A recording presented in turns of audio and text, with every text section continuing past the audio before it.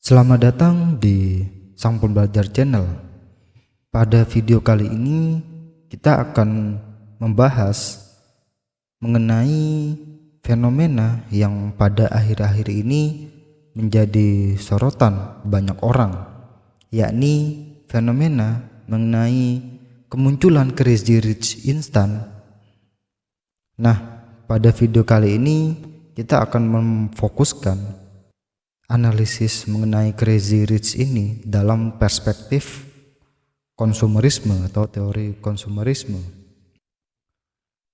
Di era digital ini telah banyak menghadirkan sejumlah perubahan sosial di mana kemudahan dalam berbagai kehidupan telah banyak tercipta, termasuk dalam hal memperoleh penghasilan, di mana pada era ini banyak orang memanfaatkan kemajuan teknologi sebagai platform untuk mendapatkan uang.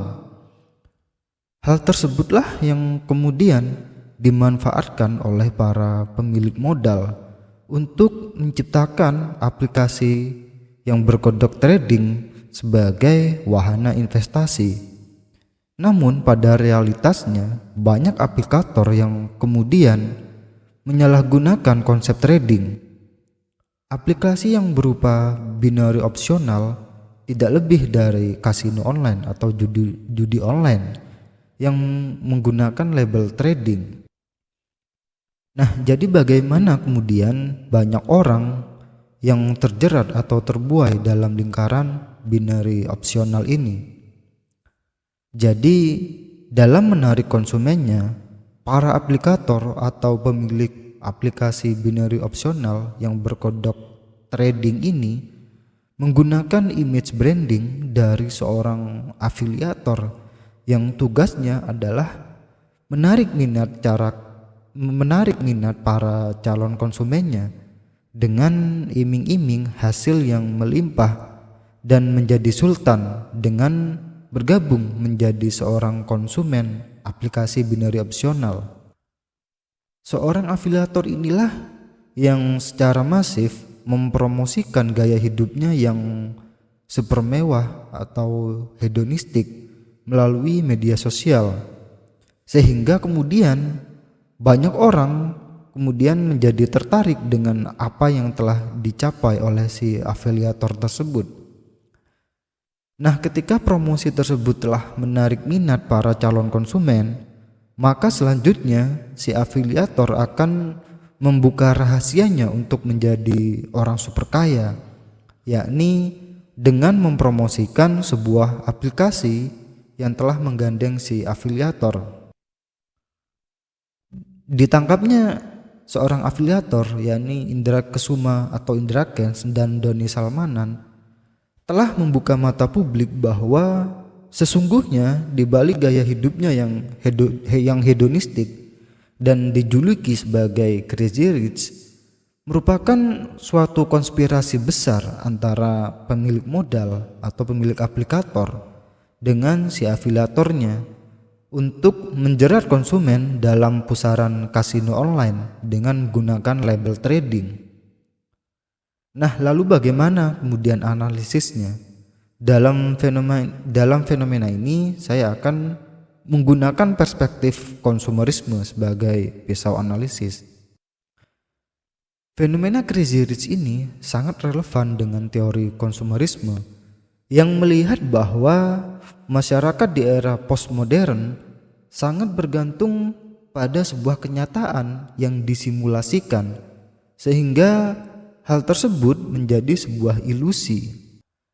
Ada banyak tokoh pemikir tentang konsumerisme ini, di antaranya ialah Jean Baudrillard, kemudian ada Herbert Marcuse, kemudian Mark Horkheimer, dan Theodor Adorno.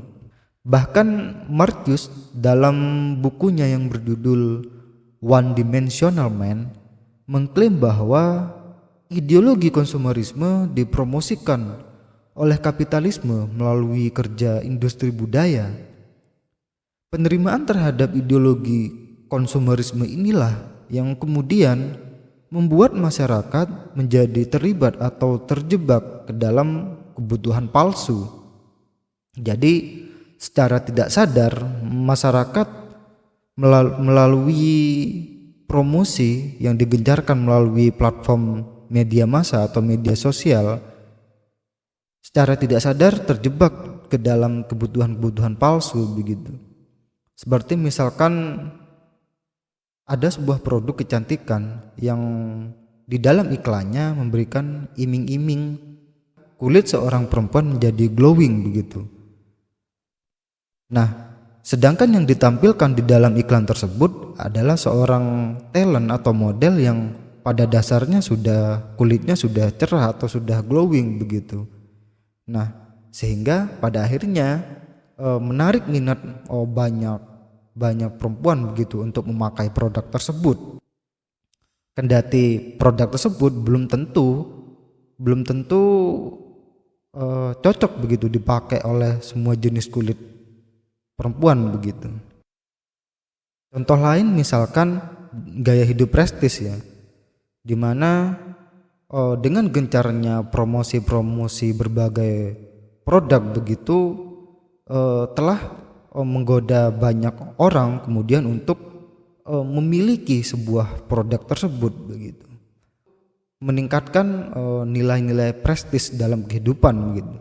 Seperti misalkan dengan seseorang itu berbelanja ke mall atau supermarket, hal tersebut kemudian akan meningkatkan nilai prestis seseorang begitu. Seperti juga kemudian ketika seseorang ini ya tertarik untuk memiliki sebuah mobil mewah begitu untuk mencapai sebuah gaya hidup yang prestis begitu.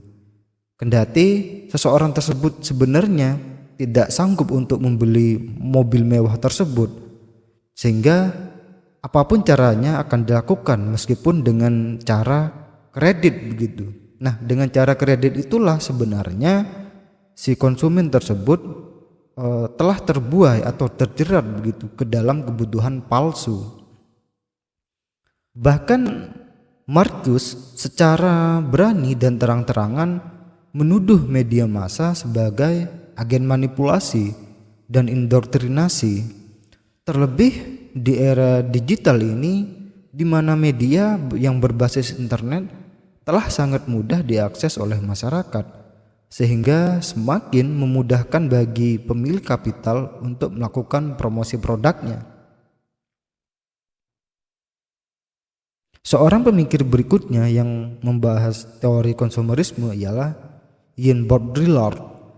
Dalam karyanya yang berjudul The Consumer Society, Myth and Structure, ia meyakini bahwa konsumsi telah menjadi faktor mendasar dalam ekologi spesies manusia.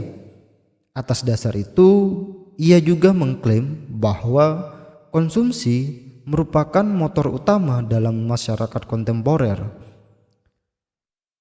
Kemudian dalam karya Baudrillard berikutnya yang berjudul Simulations menjelaskan bahwa simulasi adalah generasi oleh model-model nyata tanpa asal atau kenyataan.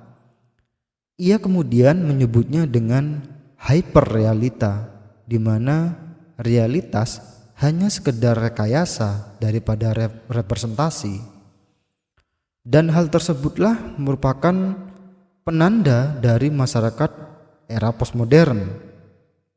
Jadi kalau kita kembali dalam konteks fenomena Crazy Rich pada hari-hari ini, bahwa si pengembang aplikasi dan afiliatornya merupakan suatu sistem yang menciptakan simbol kemudahan dalam mencari uang, di mana seorang afiliator kemudian menjalankan perannya yang mensimulasikan sebuah gaya hidup super mewah atau prestis dengan menjadi seorang trader. Hal tersebutlah yang kemudian menuai kesuksesan dengan berhasil menjerat banyak konsumen yang pada akhirnya kehilangan asetnya untuk bermain aplikasi binary opsional. Sementara si afiliator sendiri mendapatkan keuntungan hingga 70% dari hasil kekalahan konsumen. Nah, dalam hal ini masyarakat telah terjebak dalam hyperrealitas atau rekayasa yang disimulasikan oleh aplikator dan si afiliator begitu. Pada akhirnya para konsumen yang merasa dirugikan melaporkan si afiliator yakni Indra Kents dan Doni Salmanan kepada polisi.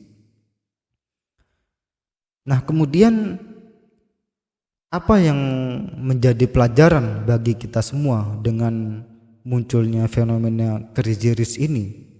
Pertama, fenomena Crazy Rich telah membuka mata kita bahwa sesungguhnya di era teknologi ini telah banyak tercipta simulasi-simulasi yang bertujuan menarik minat konsumen sebanyak mungkin, sehingga secara tidak sadar kehidupan kita sesungguhnya terjebak dalam simulasi dan kebutuhan palsu. Dengan demikian, kita perlu kembali berpikir realistis dalam kehidupan. Kita harus bisa membedakan mana kebutuhan dan mana keinginan, serta menilai kebutuhan dengan kapasitas diri. Jadi kalau kita membutuhkan suatu barang begitu, harusnya secara realistis kita juga memikirkan apakah kita dapat mampu atau bisa menjangkau untuk memperoleh barang tersebut dengan apa yang kita miliki begitu. Sehingga kalau kemudian kita sebenarnya tidak mampu untuk menjangkau atau membeli barang tersebut, di mana barang tersebut tidak terlalu perlu banget untuk kita, namun kita memaksa begitu. Nah, dengan demikian kita sesungguhnya telah terjebak begitu dengan simulasi yang ditawarkan oleh produk tersebut begitu. Kemudian kita perlu berpikir secara realistis bahwa untuk memperoleh sesuatu tidak bisa dengan cara instan. Jadi perlu kerja yang secara realistis pula. Demikian video kali ini, semoga dapat mencerahkan kita semua dan mengambil banyak pelajaran dari fenomena yang terjadi dan menggemparkan kita semua. Salam akal sehat.